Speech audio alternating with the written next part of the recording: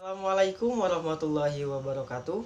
Perkenalkan, nama saya Aditya Nur Faizal dengan NIM 20210063 dari kelas A1 PBSI tahun 2020 IKIP Siliwangi. Kali ini saya akan membuat sebuah video dengan tema tutorial berpidato dengan baik dan benar. Tujuan saya membuat video ini tak lain dan tak bukan adalah untuk memenuhi tugas ujian akhir semester dalam mata kuliah retorika yang diampu oleh Bapak Vianugraha MPD.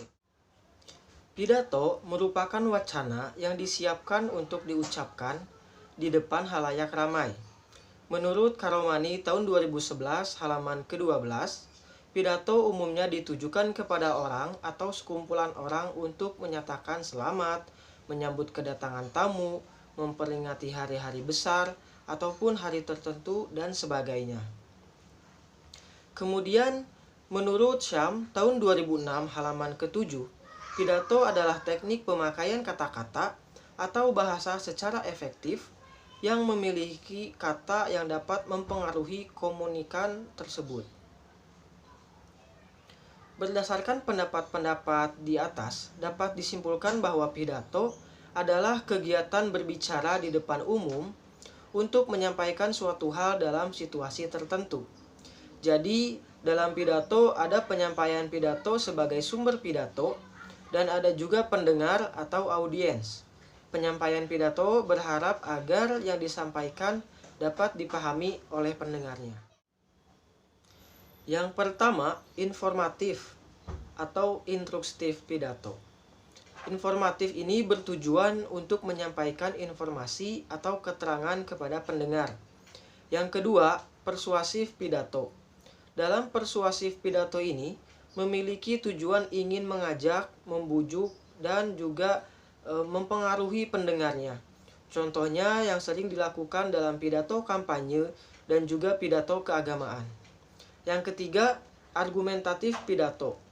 Dalam argumentatif pidato ini memiliki tujuan ingin meyakinkan pendengar, seperti yang sering disampaikan dalam debat dan juga hal sebagainya.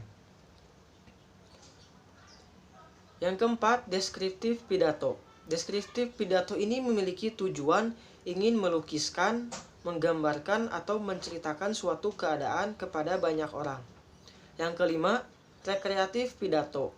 Rekreatif pidato ini bertujuan untuk menghibur pendengar yang biasanya terdapat dalam pesta dan juga dalam acara-acara seperti stand-up komedian. Adapun faktor-faktor yang harus diperhatikan, menurut Maidar, dalam Karomani tahun 2011 halaman 12, agar dapat berpidato dengan baik, ada beberapa faktor yang harus diperhatikan, antara lain sebagai berikut. Yang pertama, harus mempunyai tekad dan juga keyakinan bahwa pembicara mampu meyakinkan orang lain. Dengan demikian, ketika memiliki tekad, maka akan tumbuh keberanian dan sikap percaya diri, sehingga pembicara tidak akan ragu-ragu mengucapkan pidatonya. Yang kedua, harus memiliki pengetahuan yang luas, sehingga pembicara dapat menguasai materi yang akan dibawakannya dengan baik. Yang ketiga, harus memiliki pembendaharaan kata yang cukup atau wawasan kata yang cukup, sehingga pembicara mampu mengungkapkan pidatonya dengan lancar dan juga meyakinkan. Yang keempat, harus melakukan kebiasaan atau latihan yang intensif, persiapan yang matang, dan juga latihan yang banyak, yang intensif akan sangat membantu kelancaran berpidato. Beberapa fungsi pidato sebagaimana dikemukakan oleh Rosalina dalam Karomani tahun 2011 halaman 13. Yang pertama, menyampaikan informasi kepada pendengarnya. Yang kedua, mendidik. Ketiga, mempengaruhi pendengar. Keempat, menghibur halayak ramai. Kelima, membuat propaganda. Keenam, menyambung lidah orang lain. Dimana dikatakan Maidar dalam Karomani tahun 2011 pada halaman 13 dan 14 ada beberapa tata krama yang harus kita perhatikan. Hal tersebut antara lain, yang pertama, Jika berpidato di hadapan orang-orang terkemuka, hendaknya mempersiapkan diri sesempurna mungkin dan tidak perlu merasa rendah diri. Yang kedua, jika berpidato di depan wanita atau sebagian besar wanita dan yang berpidato pria, perhatikanlah kata-kata yang digunakan. Jangan sampai menyinggung perasaan para pendengar yang sebagian besar adalah wanita.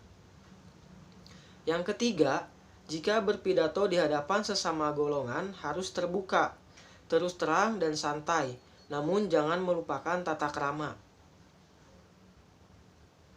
Yang keempat, jika yang mendengarkan pidato itu pelajar atau mahasiswa, kita harus mampu meyakinkan mereka dengan argumen-argumen yang logis.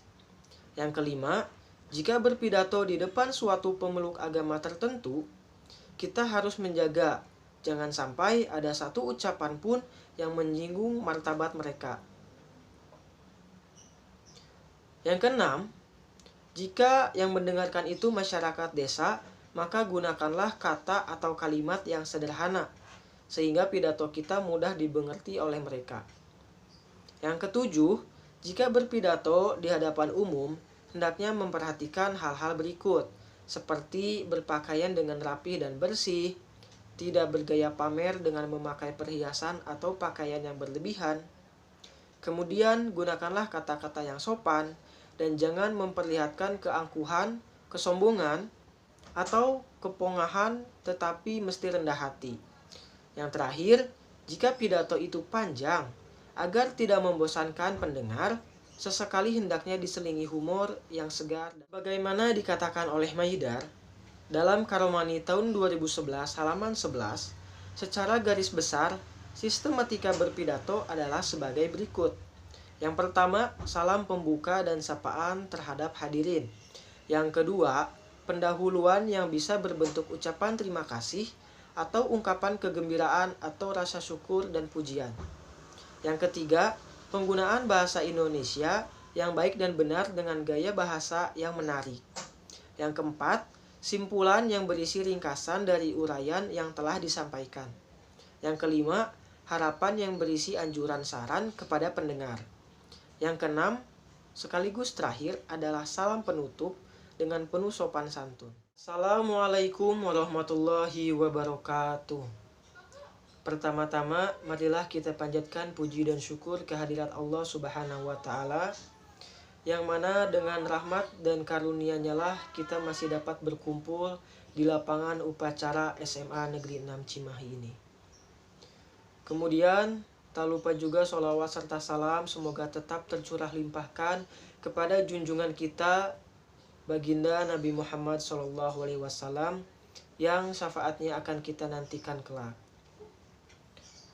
Yang terhormat kepada Kepala Sekolah SMA Negeri 6 Cimahi, yang terhormat kepada seluruh guru di SMA Negeri 6 Cimahi, dan juga kepada seluruh staf-staf SMA Negeri 6 Cimahi, kemudian kepada seluruh siswa-siswi SMA Negeri 6 Cimahi yang Bapak banggakan. Kali ini saya akan menyampaikan sedikit tentang pentingnya menjaga kebersihan di lingkungan kita. Seperti yang kita tahu, di masa sekarang ada banyak penyakit baru yang muncul dan menyerang masyarakat, mulai dari penyakit ringan hingga berat yang membahayakan nyawa. Salah satu penyebab terjadinya hal tersebut adalah kurangnya menjaga dan juga kurangnya peka terhadap kebutuhan lingkungan. Kurang terjaganya kebersihan lingkungan sehingga membuat penyakit dapat berkembang di lingkungan yang kotor di sekitar kita. Karena itulah gerakan kebersihan selalu digencarkan oleh pemerintah, organisasi masyarakat, dan juga lembaga-lembaga lain.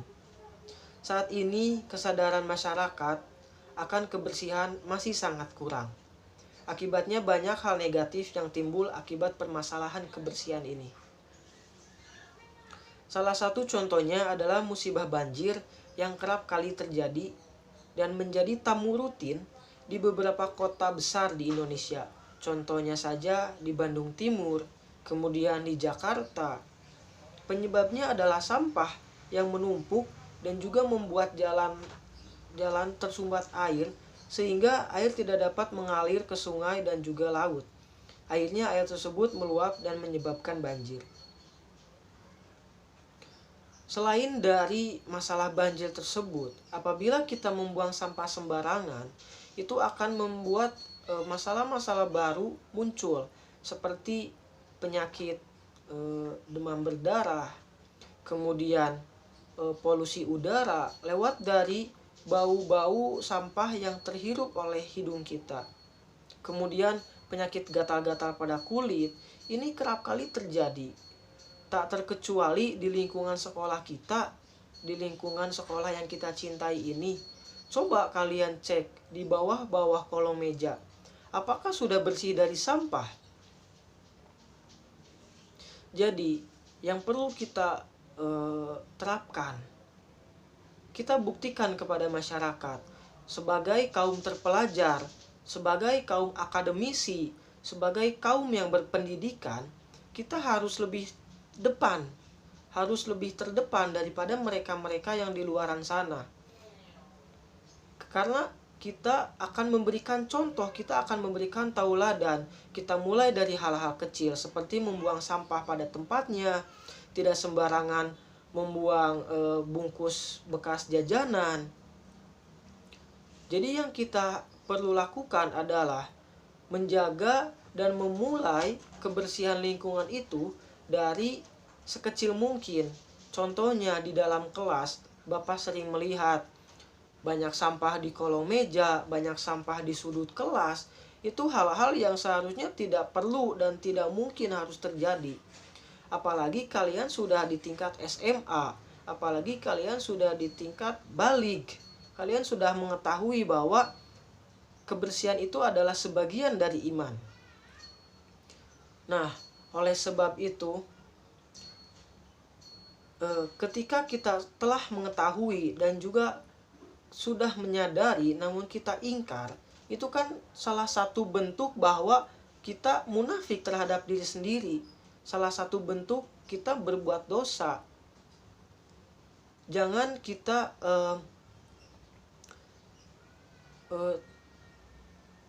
semena-mena dalam menindak hal-hal kecil seperti ini. Jangan kita saling mendorong. Sudahlah, biarkan saja itu bagian dia. Sudahlah, biarkan saja ini bagian bapak ini, bapak itu. Tidak gitu.